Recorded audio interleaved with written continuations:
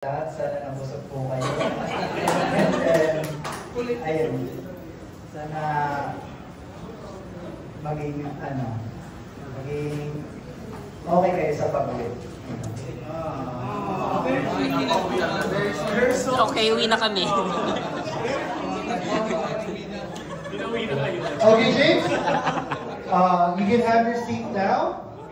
I believe that this is going to be a very short and memorable press conference for our Mr. Filipinas candidates, James Vasquez, representing City of Biñan. So, the floor is now open. You can ask questions to James on his preparations. Anyone who wants to ask first? Hi po, I'm Trent from Translator. Hello po. Ayun. Hi James! Ito yung first ever national pageant, right?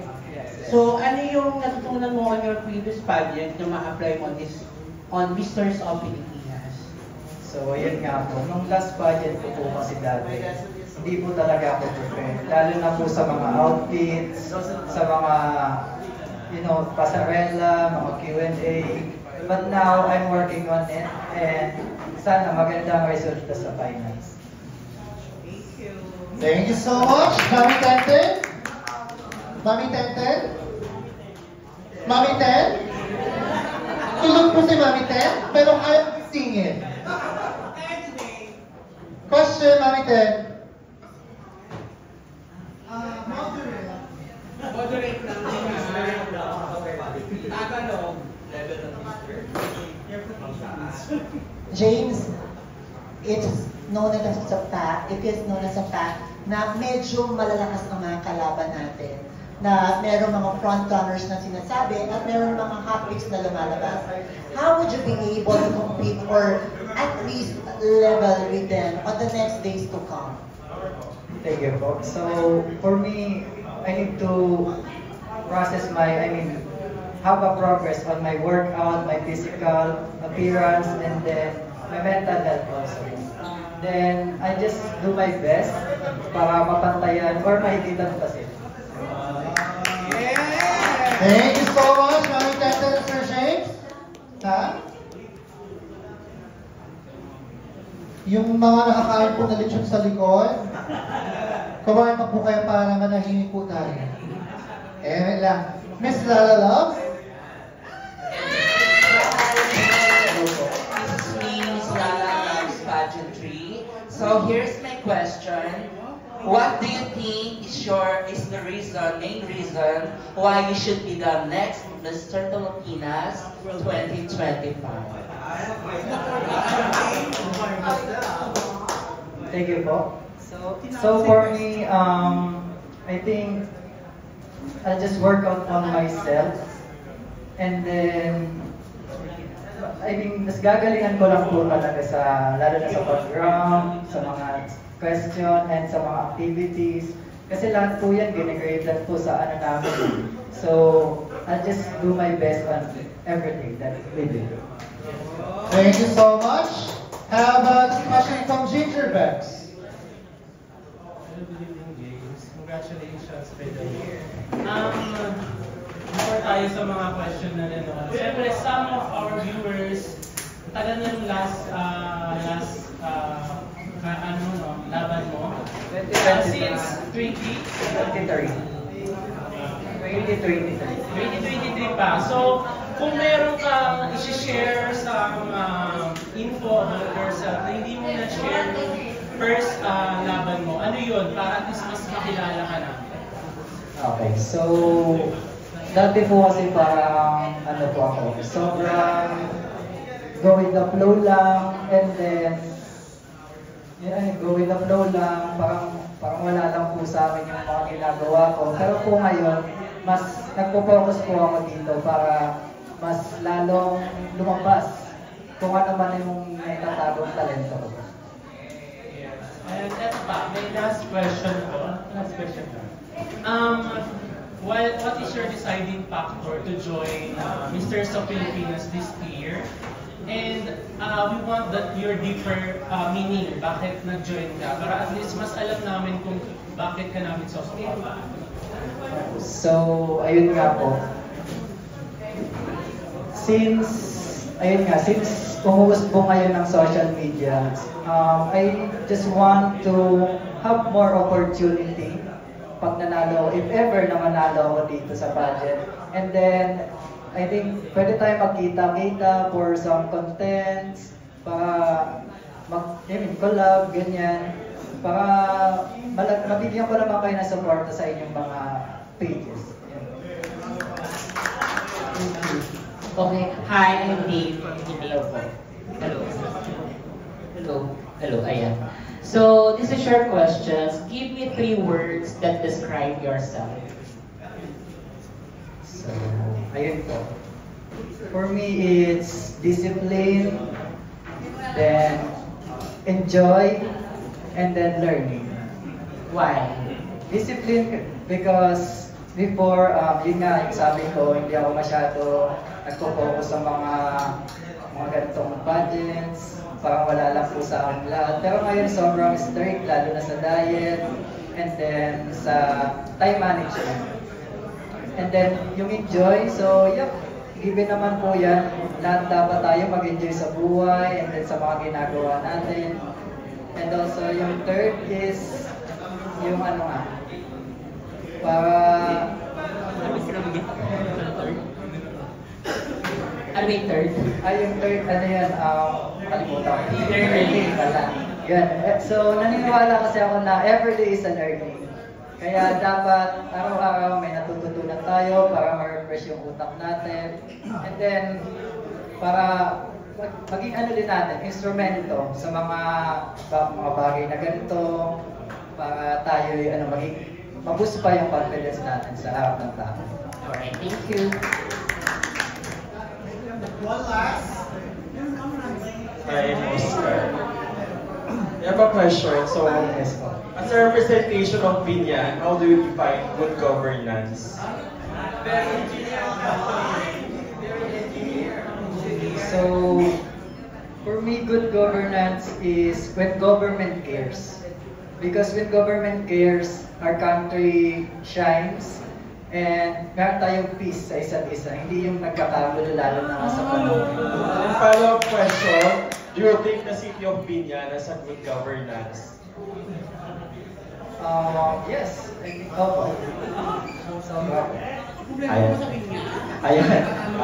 In relation sa tanong niya na malapit-lapit na about sa governance, since Mr. of Filipinas is a premier pageant and they're not only looking for the looks, the height, or the weight, they're also looking for a total package including the advocacy. So, what is your advocacy?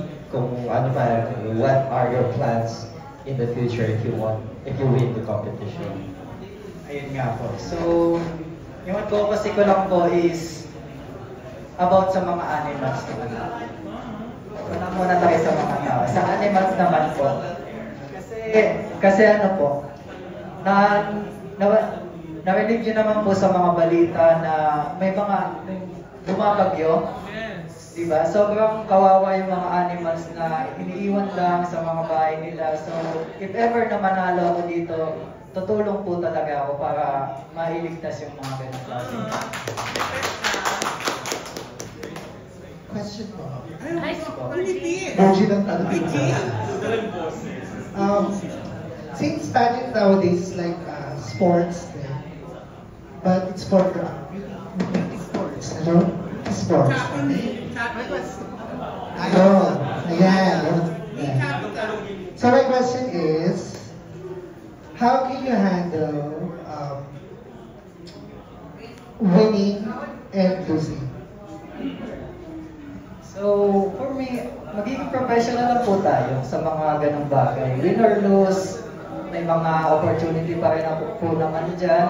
And then, maging tahimik lang po tayo if ever na matalo. And pag nanalo, gawin natin yung best natin para mas lalo pang mahigitan yung sarili natin. Meron pa po. Hello. Just a simple question, no? What do you think are the benefits of participating in male pageants? Okay. So we all know that the Misters of Pilipinas is one of the, most prestigious pageant in the Philippines. So I think it will give a lot of opportunity sa mga co-candidates ko po. Okay, thank you. Very good, sir.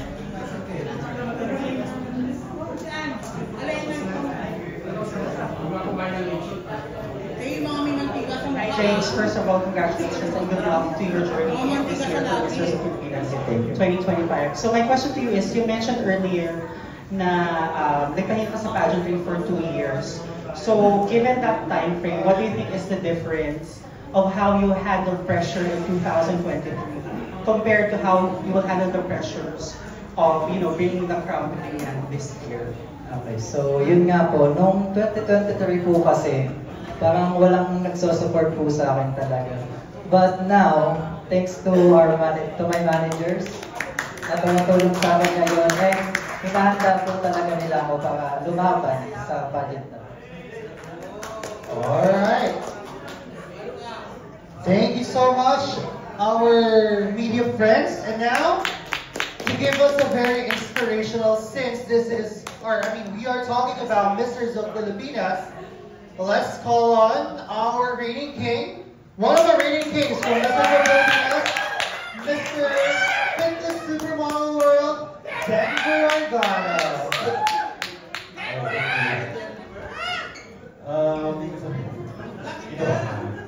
Mapahay ko pala kay James sa recent na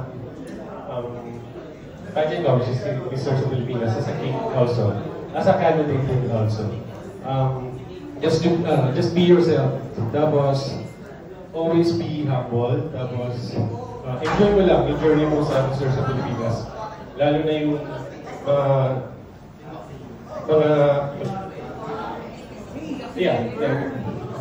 mga salumuha mo din ng candidates.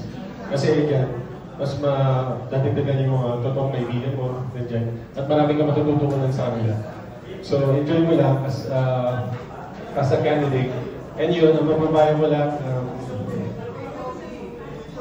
just enjoy it lang.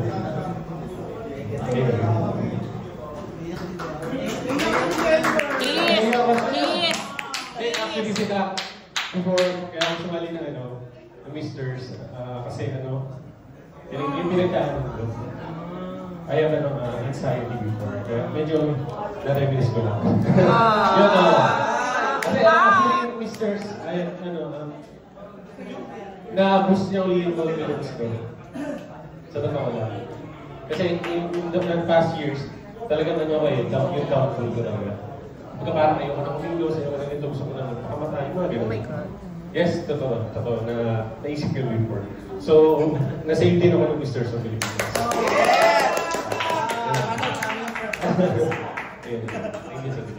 Thank you so much, Sir King. Pero before you go, photo opportunity first, of course. With James. You and James. James, tayo ka, James.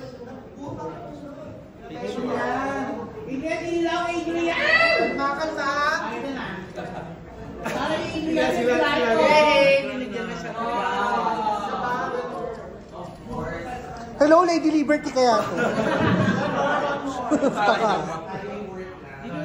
Buti nga dalawa lang dala ko eh. Dapat 4 to eh. Ha? It's for you to find out. May surprise. Ilaw ang pageantry. Dito po. Ilaw, pageantry. Tapos na po lahat? Yes. Paano ilaw, pageantry?